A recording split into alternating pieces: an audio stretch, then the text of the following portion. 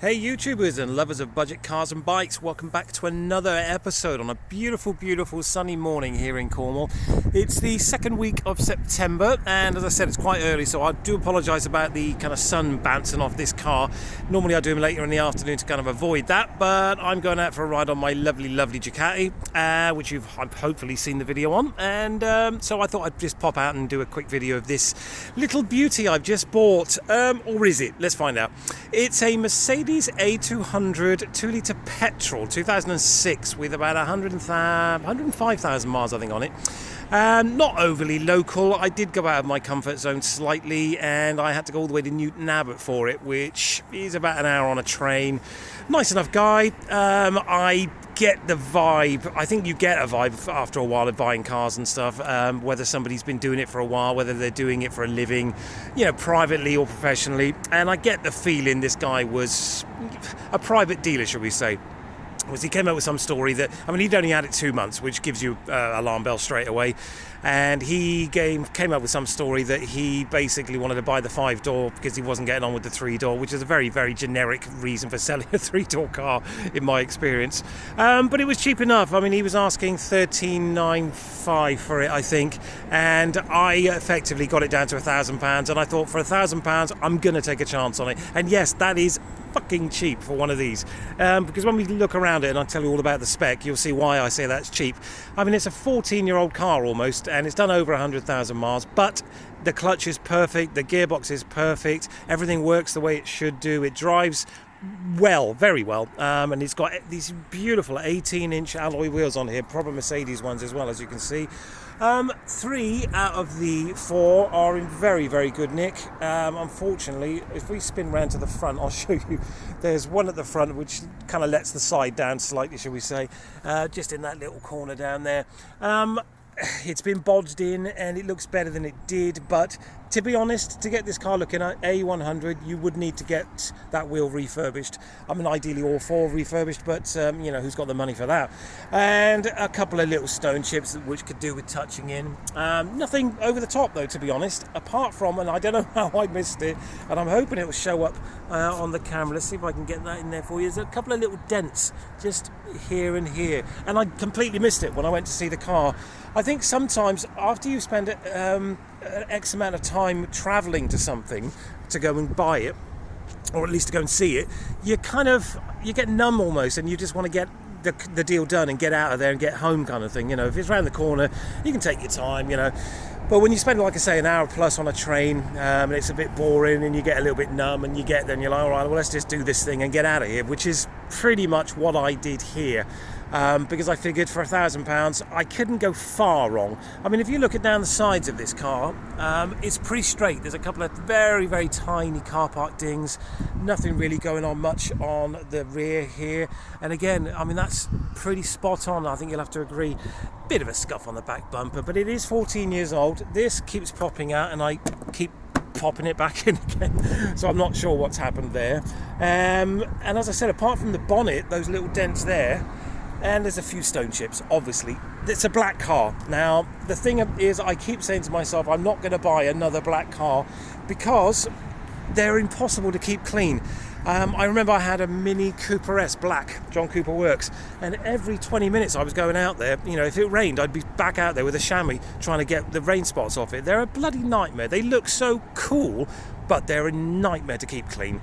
Now, I have considered getting the rear calipers and the front calipers painted red, just getting these wheels off and just painting them red, because I think from this kind of stance it would benefit from that. I think, you know, perhaps, I'm not sure. I'm not going to keep this car. I've decided. I've had it a couple of weeks, and although I do think it looks pretty sexy, I don't overly love it, shall we say.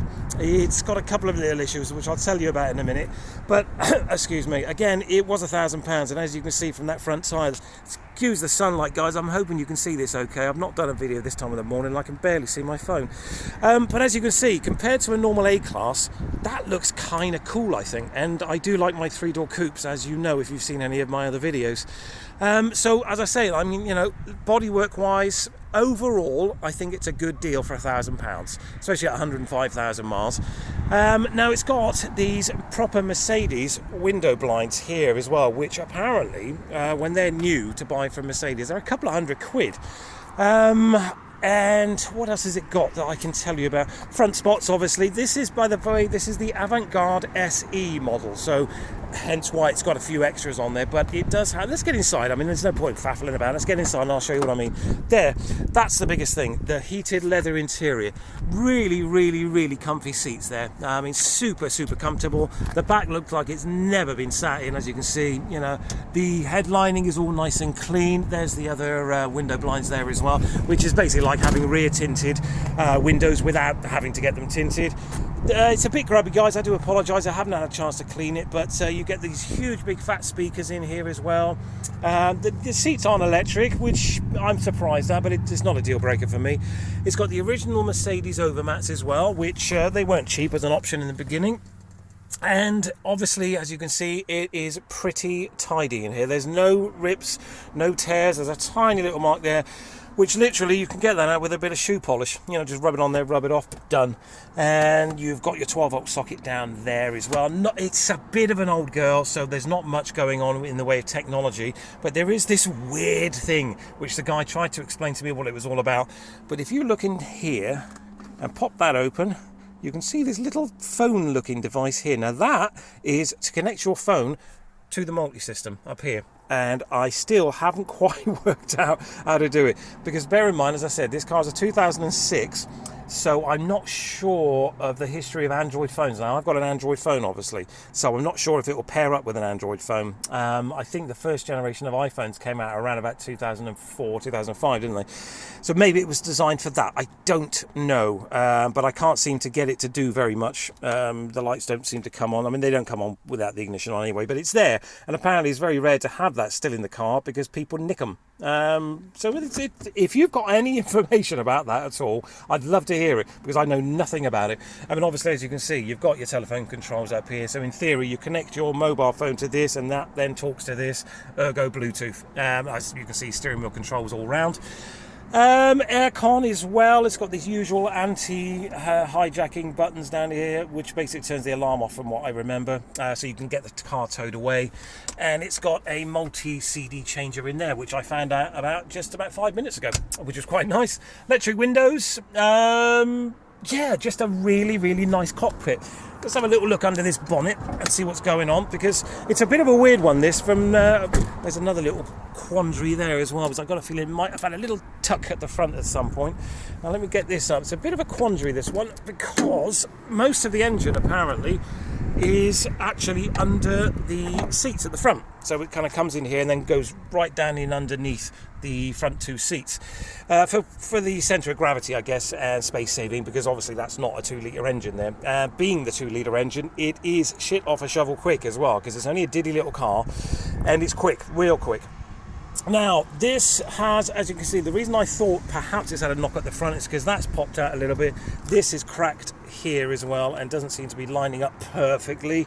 Everything else seems to be in order. I mean, obviously I did a HPI check on it, because they're only a couple of quid these days, and it's worth doing. And the very first thing I did was I did an oil and filter change on it as well, which was easy enough, I guess. And I changed the air filter as well, which was a bit of a weird one, because it's actually underneath the ECU. You've got to take out these two bolts here, and lift the whole thing up and get it in there, which I've never seen an air filter underneath an ECU. I'm going to start it, because this is one of my piss points about this car, and I'm hoping you'll be able to hear it. There's a bit of a ticking noise, and I'm hoping it'll pick it up here. I mean, it's not hideous, but it is a tick. Now, I heard this when I first went to pick up the car, and I assumed it was the injectors ticking away in there, because it doesn't sound like a cam chain, because these are cam chain driven, obviously. It doesn't sound like a cam chain ticking to me, because it does go when you apply the throttle, which basically they've got a return valve on the injectors, and when you put your foot on the accelerator, it closes that return valve, quietens down the injector because it's injecting fuel into the system. Ergo, it sounds quieter, and it only does this when it's at idle. It doesn't do it when you're revving, it doesn't do it when you're driving. Now, it's not hideous, but it's there, and I don't know it just seems strange to me that Mercedes would make a car that has a ticking from the injectors. But I have heard it's very common. I took it to my local garage and I asked them to have a little quick listen, 5-second listen, and he said, no, Dan, don't worry, that's the injectors, which confirmed what I was thinking, that it was the injectors. I think it's had some work as well, because there are some newish looking parts in here, as you can see. There's also some really weird looking wires, which are a bit, I mean, I don't know what the hell this is supposed to connect to. It doesn't seem to go anywhere, it doesn't seem to do anything. There's another one there as well, which goes off underneath somewhere, but it does come out of the original loom. So I don't know what that is. If you've got any advice on that, if you've got any information on that, then just let me know, because I'd be curious to find out. Now, what I've done to try and eliminate this kind of tickety tick tick tick sound is I've got some sound deadening, and I'm going to put it all up in here, so when you close the bonnet, basically you won't hear it as much, because I think that would put off a potential buyer, quite frankly. I mean, you can't hear it probably now anyway, because we've got residual outside noise, but there is a bit of a tick, and I don't know 100% where it's coming from, and it's annoying, and it kind of disappointed me, but I did know. Let me just turn this off a second. I did know about it when I bought the car, hence why I got it down a little bit, because I said to the guy, look, I don't know what that is. I'm going to have to take a chance on this, because basically at 1,400 quid was what he wanted. If I've got to then spend 400 quid fixing the engine, which you just never know what these things are, unless you're a mechanic, you don't know what you're going to get yourself into, and I'm no mechanic, as you may know, so I just bought this from the looks, the very, very little experience I've got in buying cars and listening to cars and, finding out what makes them tick in that respect, talking of ticking. So I took a chance on it. I said to him, I'll give you $1,000 for it, we'll all walk away and everyone's happy, and it drove back beautifully. A couple of other issues that were on the car when I got it was the tyre pressure sensors were just going mental. At one point it actually went red lights all over the dash saying tyre pressure. Simple fix, you just got to reset the computer via the little reset button on the dash, and that was that done, and it hadn't had a service for 720 days, so I don't think it's been overly loved, and it said service overdue 720 days, which is 2 years, and as I said, now I've done an oil and filter change and an air filter change. I've reset that now, so it's good for 10,000 miles for the new owner. No rear parking sensors, which did surprise me. Again, this is the Avantgarde SE, so it does surprise me that it doesn't come with any kind of parking sensors, but it's not a deal breaker. But as you can see, generally speaking, I mean, I haven't polished the crap out of this car. I've given it a quick once over to make this video, and I think it's in pretty good bloody order, especially down this passenger side. That looks brilliant to me. I mean, it's just bodywork wise for a nearly 14-year-old car. I think it's in pretty good bloody nick, and I'm sure that I'll be able to sell this on, get my money back, and move on to the next one. But I've always fancied having a go on an A or preferably a B class Mercedes, and now I can say I have, and a nice one. The only thing that lets this down is a couple of little dents on the bonnet here, that wheel down there which needs a refurb. The ticking in the engine I don't think is a huge problem, and I'm going to try to explain that to any potential buyer.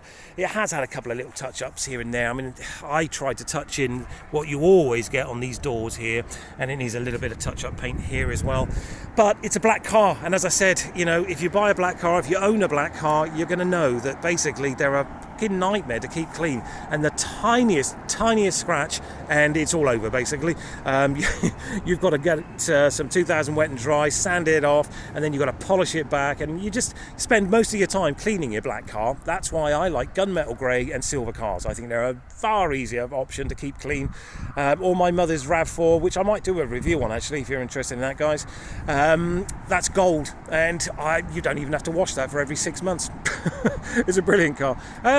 We'll have a look at the boot. I mean, there's not much I can show you in the boot, guys, purely because it's full of crap, but it's there, and there's a spare wheel underneath there. In fact, I think if I can get this up, yeah, there it is, but I think there's a missing jack. I'm not 1,000,000% sure, but I think the jack has disappeared somewhere.